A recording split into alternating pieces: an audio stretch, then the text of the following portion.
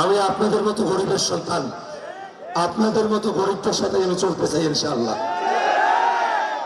বড় লোকই পড়া করবো না, জমিদারি করবো না। আমরা গরিবী হালতেও না, মর্যাদা নিয়ে আমরা বাঁচবো ইনশাআল্লাহ। ভাইরা, ঢাকা বিশ্ববিদ্যালয়ে পড়ি, আওয়ামী লীগের সময়, ওই সময় থেকে ন্যাশনাল আইডি কার্ড বানাইলাম ঢাকায়।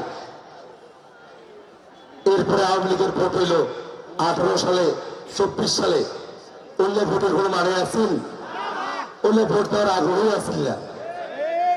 এই জন্য বাড়িতে এটা কাটিয়ে নিয়ে আসি নাই।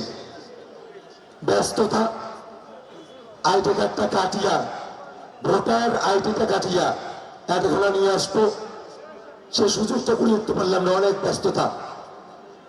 শেষ সময়ে যায় অনেক অনুরোধ করলাম নির্বাচন কমিশনকে, অনানুষ্ঠানিকভাবে অনুরোধ করলাম, আমার কথাটা ওরা রাখলো না।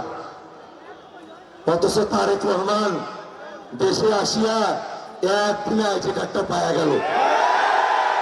আর আমাকে, আমি কাউনিয়া পীরগাছার ছাপলাগুলি ভোট দেবো, এইটা থেকে ওরা আমাকে বঞ্চিত করলো।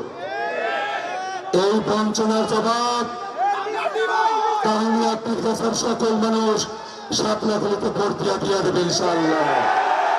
প্রশাসনের ভাইরা সবার সাথে সম আচরণ করেন। তারেক রহমানের সাথে এক আচরণ, আর একজনের সাথে আর এক আচরণ আমরা মাইনা নেব না।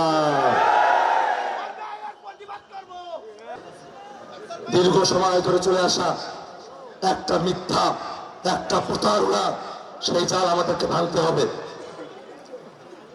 হারা গেছে, আপনারা শোনেন, জাকাতের শাড়ি লুঙ্গি দেয়া হয়, এইটাই শুনে আসছেন না? যে জাকাতের শাড়ি লুঙ্গি দেওয়া হয়। আমি চ্যালেঞ্জ করে বলতেছি, ওই শাড়ি লুঙ্গি জাকাতের টাকার না। ওই শাড়ি লুঙ্গি শ্রমিকের রক্ত শোষা টাকা। ওই শাড়ি লুঙ্গি বাংলাদেশ সরকারকে ট্যাক্স বাকি দেওয়া টাকায়। আমি আজকে চ্যালেঞ্জ দিলাম, নির্বাচনের কয়দিন আছে? যত বড় ব্যবসায়ী হোক, যত বড় ব্যক্তি হোক, আমার এই কথাকে যদি মিথ্যা প্রমাণ করতে পারে, আমি ইলেকশন থেকে ইস্তফা দেব। কি বলছি? ওইটা জাকাতের শাড়ি লুঙ্গি না, ওইটা শ্রমিকের, ওই হাত পিসার মানুষগুলার গোস্ত চিনি নেওয়া টাকা।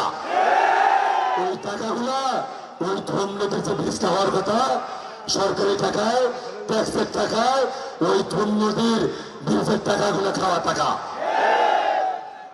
এটা চ্যালেঞ্জ থাকলো, ওপেন চ্যালেঞ্জ।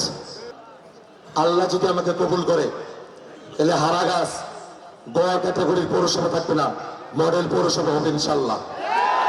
হারাগাছের শ্রমিকদের ন্যায্য মজুরি আমরা নিশ্চিত করবো ইনশাল্লাহ।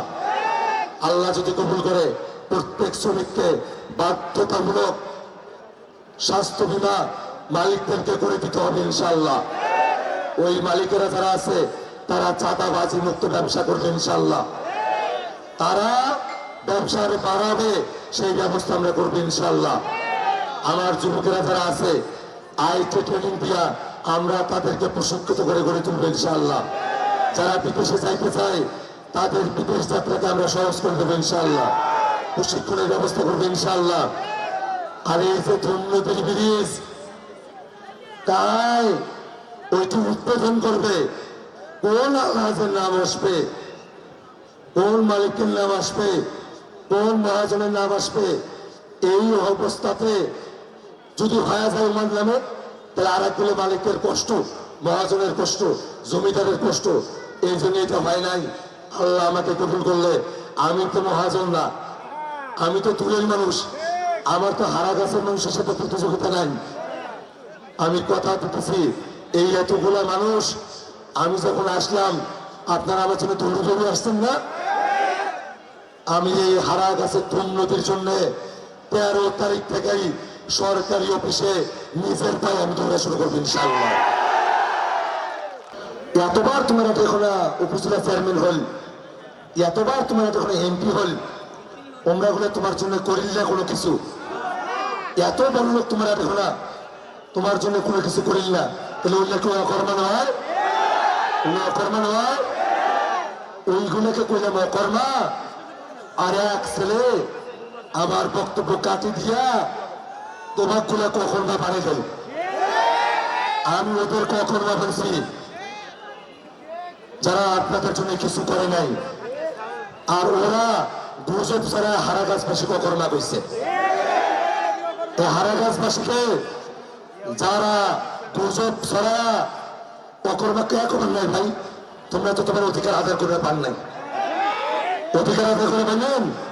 পাইলেন অধিকার আদায় করবার? আমরা এই অপবাদ ঘোষণা করব ইনশাআল্লাহ। আজকে নির্বাচনে আচরণ বিধিতে আছে, কোন প্রার্থীর বক্তব্য মিসকোট করা যাবে না, কেটে প্রচার করা যাবে না। আমি এখানে বলতেছি, আমি এখান থেকে গিয়ে চিঠি করব, সরাসরি মামলা করব।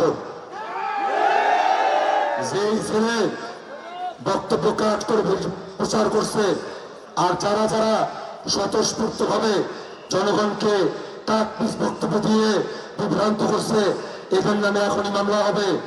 প্রশাসনের ভাইদেরকে বলি, ওদেরকে গ্রেফতার করে উপযুক্ত শাস্তি দিতে হবে। অবশ্যই হাদি ভাইয়ের হত্যার বিচার করতে হবে। এই জায়গায় কোনো স্থান নাই। খুনিরা যেখানেই থাকুক, আমরা ওদেরকে গর্ত থেকে বের করে নিয়ে আসবো ইনশাআল্লাহ। ভাইরা শোনো, তোমরা বলেন না আজকে যে জনজোয়ার এখানে তৈরি হয়েছে, ইনশাআল্লাহ হারা গেছে 50-50, সব জায়গায় 80-20 ইনশাআল্লাহ। বলতে ভাই, আমার তো বিশ্বাস তার থেকে বেশি হইবে।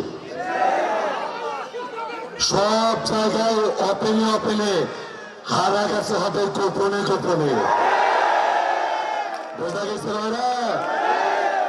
সব জায়গায় ওপেনে ওপেনে, সব জায়গায় ওপেনে ওপেনে, আর হারা গেছে গোপনে গোপনে। 12 তারিখ এই জঙ্গল প্রতিরোধ ইনশাআল্লাহ। ভাই শোনো, আজকে আমি একটা সত্য কথা বলে যাবো আপনাদের কাছে।